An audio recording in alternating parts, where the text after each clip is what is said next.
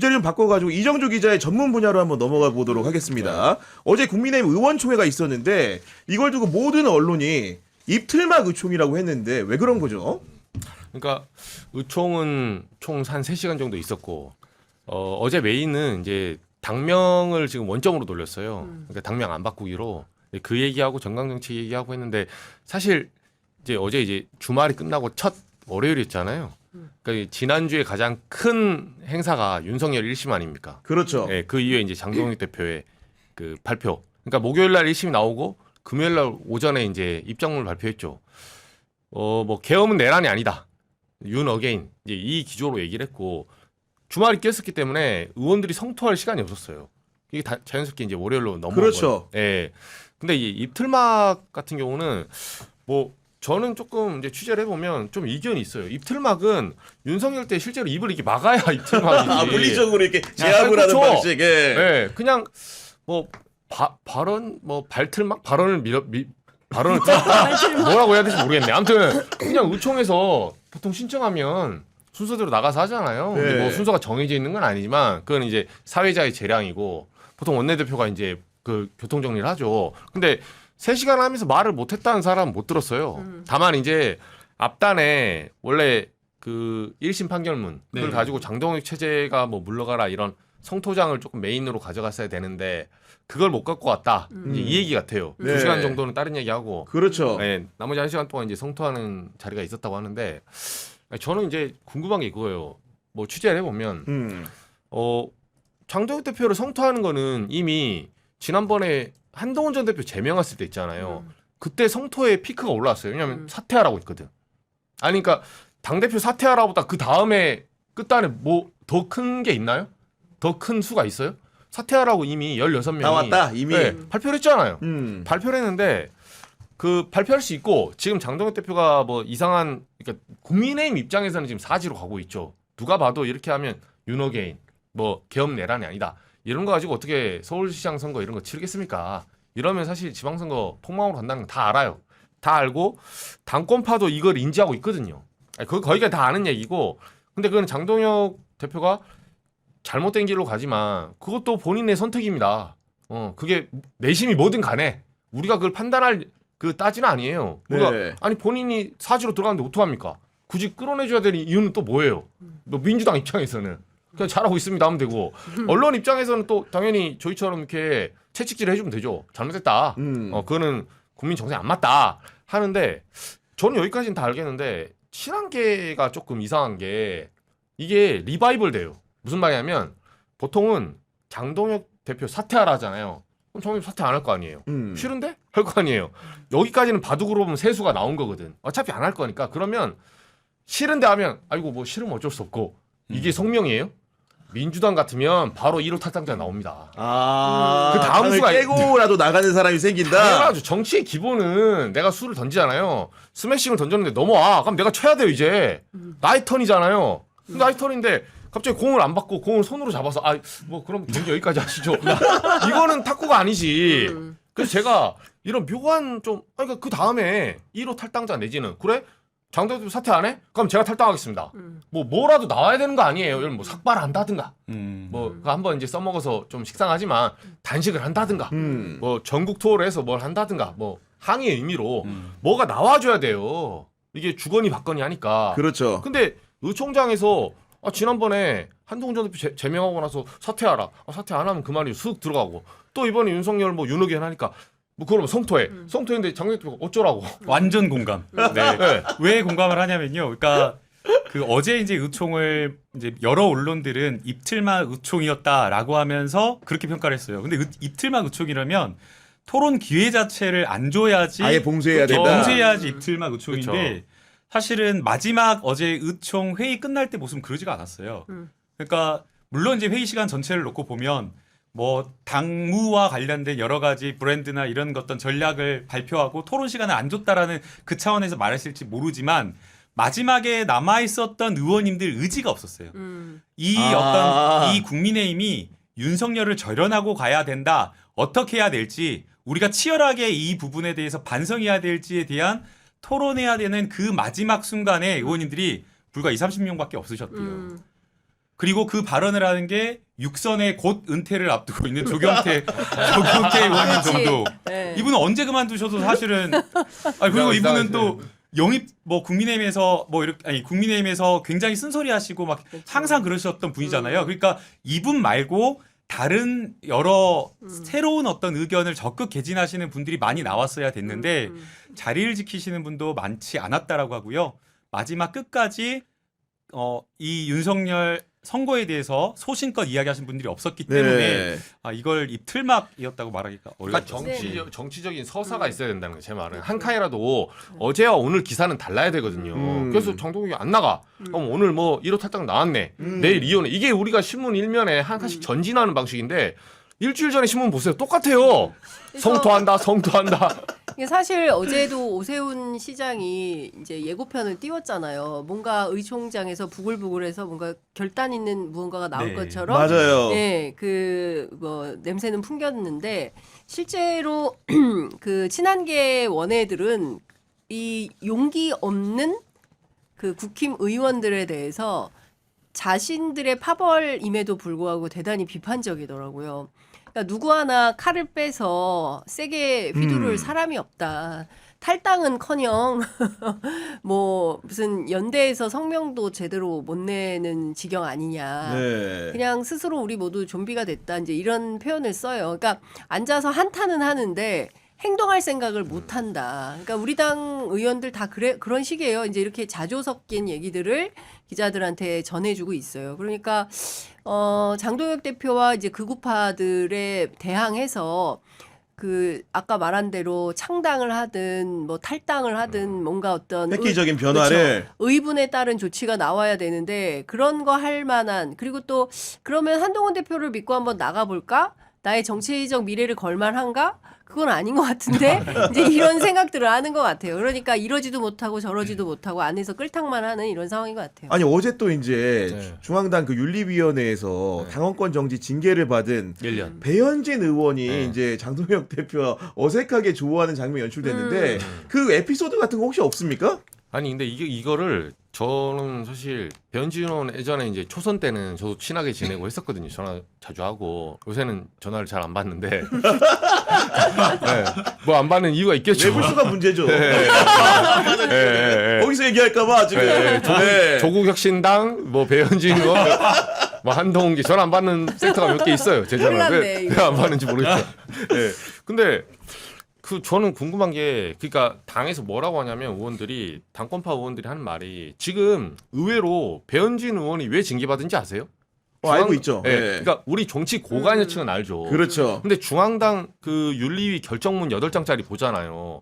거기 보면 배현진 의원은 지금 본인이 그러니까 지금 묶여서 순서대로 한동훈, 김종혁, 배현진 줄줄이 윤리 징계 당했잖아요. 네. 근데 이게 뭐 단계 때문에 제명 당했고 김종혁 최고님 뭐 방송 나와서 뭐 파시즘 얘기했잖아요. 음. 배현진 의원도 무슨 친한계 뭐 서울시당에 싸운다 이렇게 알거든요. 이건 주의 경고 처분 받은 거고 디지털 아동학대. SNS에서. 네, SNS 자기 페이스북에 항의하러 온 뭐 험한 말 했겠죠. 뭐 니는 그만해라 했더니 뭐 여기 와서 왜 반말이냐. 신랑이라 하다가 그분 남성분으로 추정되는 손녀딸 미성년자 여성 손녀딸의 사진을 올린 거예요. 그 페이스북 가서 캡처해서.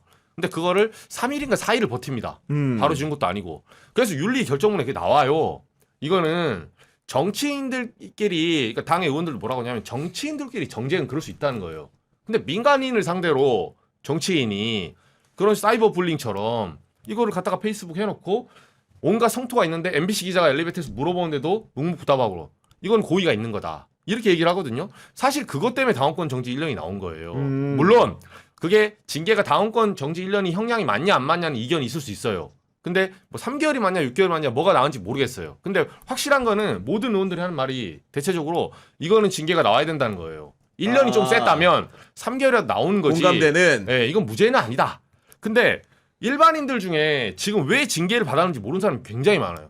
주변에 물어보세요. 맞아요, 제가, 맞아요. 네, 제가 네. 주변에 일반 친구들한테 물어보잖아요. 한동훈, 김종혁, 배현진 묶어서 얘기해요. 아, 뭐 그 친한계라서 그랬고 뭐 당한 거 아니야? 제가 분리해 줍니다. 입이 아파서. 네, 입이 아파서 그게 아니야. 사유를 하나씩 분리해 줘요. 그러면 한동훈 전 대표가 묶인 거는 김종혁 최고위원 맞아요. 그냥 사실 뭐 방송 나가서 말한 게 그게 무슨 탈당 권고 사유가 됩니까? 안 돼. 누가 봐도 아니지. 근데 배현진 의원은 약간 이 스텝이 위험한 게 이러면 알려집니다. 이제 사람들한테. 저도 지금 얘기를 하고 있잖아요. 당의 의원들이 말해달래요. 밖에 나가서. 그래서 어제 같은 경우도 뭐 투샷 잡혔잖아요. 장동혁 대표 뒤에 막 맞아요. 사진 많이 아이고, 찍혔죠. 아이고. 그 사진 기사가 어제 의총의 전부예요. 그냥 아무 내용도 없어요. 의총 내용은. 근데 그렇게 할수록 특히나 배현진 의원 자기 이 징계 나왔을 때 소통관에서 기자회견했거든요. 백불 안 했어요. 백불 안 받았습니다. 왜? 물음표가 생기죠. 근데 기자들은 알지. 추정. 아 이거 아동 명예훼손, 그 SNS 명예훼손, 아동에 대해서 그 사진 올린 거 있잖아요. 그거 질문 나올까봐 안 받은 거 아니냐라는 의심을 하는 거예요. 지금. 의심. 네. 네. 그냥 백불 하다 보면 결국은 질문이 이렇게 좁혀지거든요. 자기 문제로도 가니까 제가 그 자리에서 딱 하나 물어봅니다. 다 알겠고, 뭐 형량이 과하다, 다 알겠고. 근데 사진을 왜 4일 동안 안 내리셨죠? 이 질문 하나예요, 그냥. 네, 이 질문에 답을 하셔야 돼.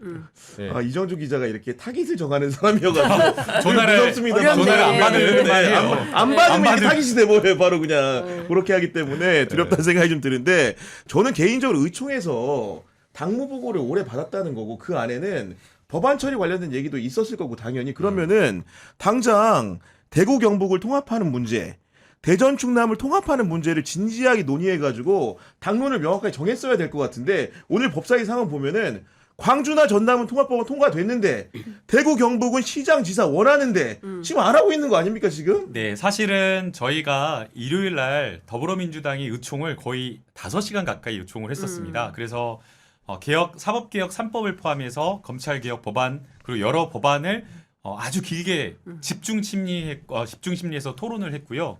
그렇기 때문에 그 다음에 당연히 국민의힘도 그런 여러 가지 법안에 대한 논의를 할 줄 알았는데 그 논의가 빠져 있었던 겁니다.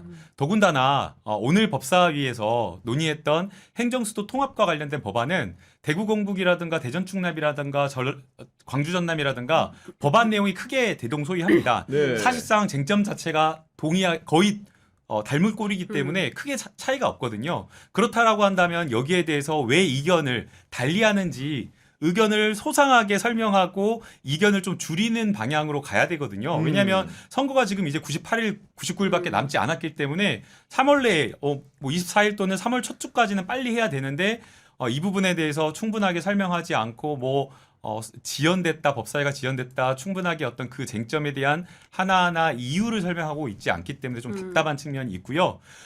이 행정수도 통합법안과 관련된 내용으로 들어가면 굉장히 디테일하게 쟁점이 많습니다. 아, 그래요? 당장의 그 통합된 행정청을 어디에다 둘 건지 명칭을 어떻게 할 것인지 민감한 것들이 있구나.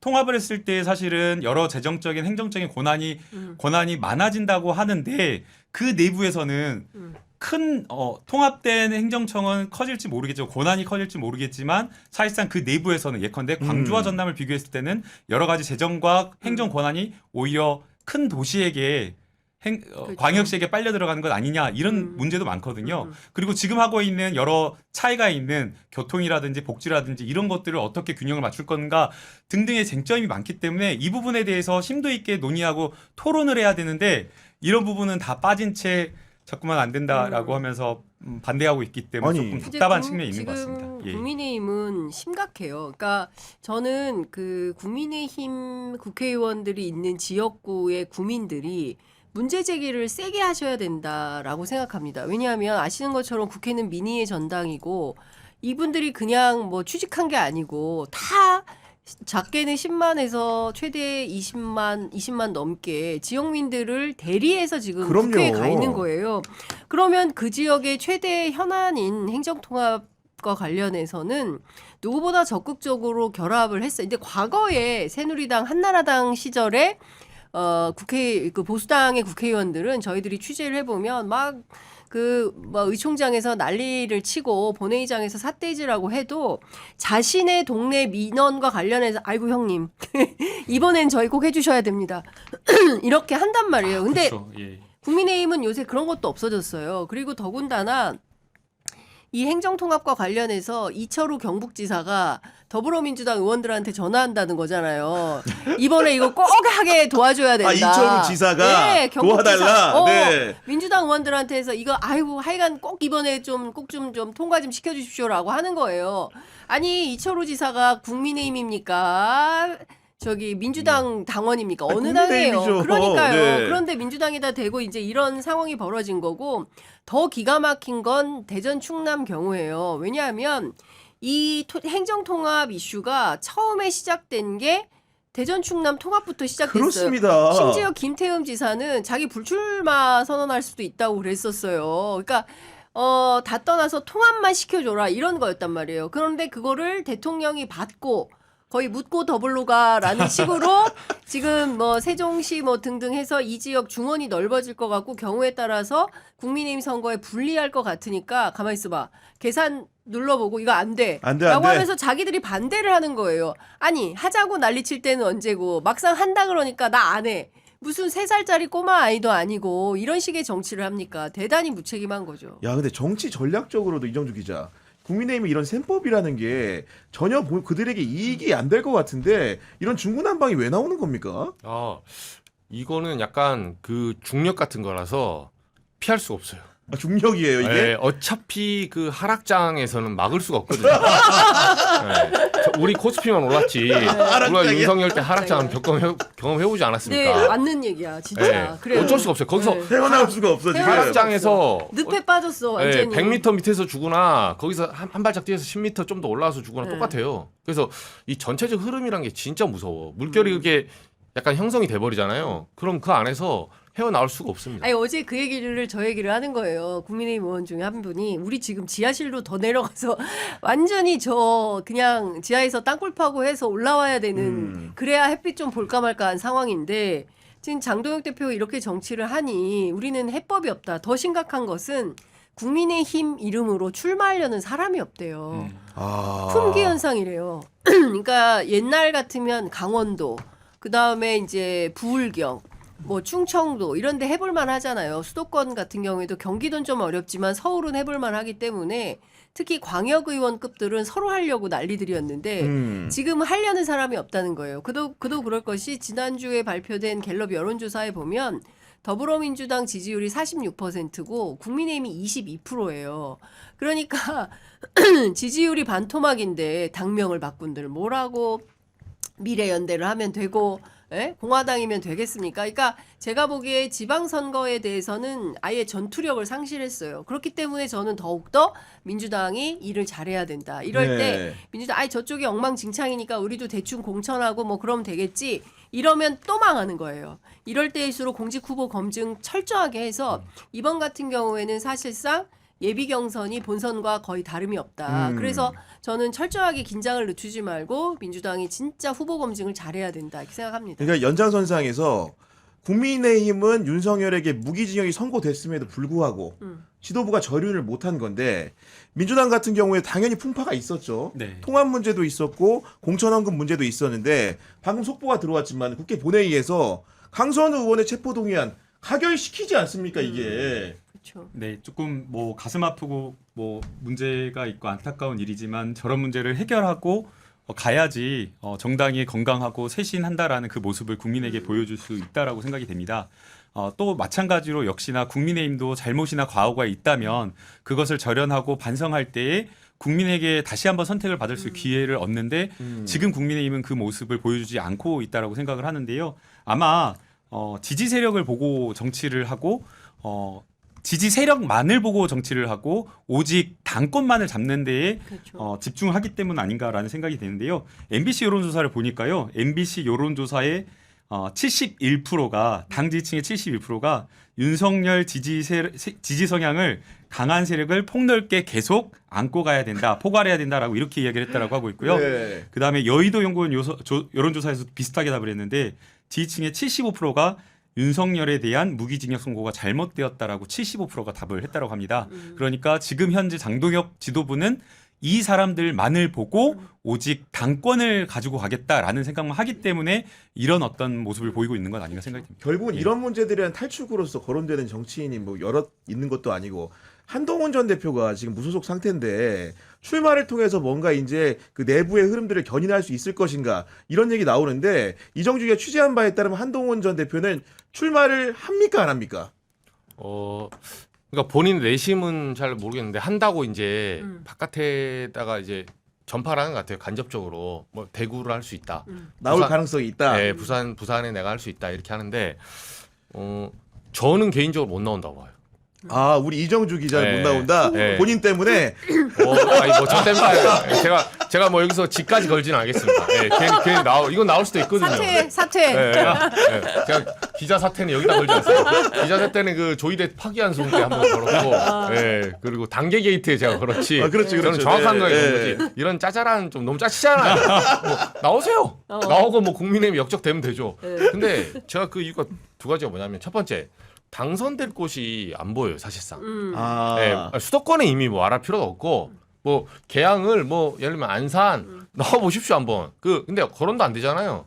불가능 지역이고 현실적으로 이제 대구 시장으로 가는 사람들의 뭐 빈자리를 간다거나. 뭐 대구 수성이니 뭐 달선이 뭐 이런 얘기 나오는데 의원들이 이동하면 이제 거의 재보궐. 그리고 전재수 장관의 이제 전 장관의 지역구 부산 북갑 뭐 요 정도 나오거든요. 근데 거기가 그 막상 만만치 않아요. 왜냐하면 우리 지난번에 2024년 총선 거쳐봤지만 기억나시죠? 부산에서 전재수 장관 빼고 다 몰살당했잖아요. 맞아요. 네. 다 민주당 다 떨어졌어요. 왜냐하면 이게 양쪽이 강하게 붙어버리잖아요. 중간에 여지를 안 줍니다 사람들이.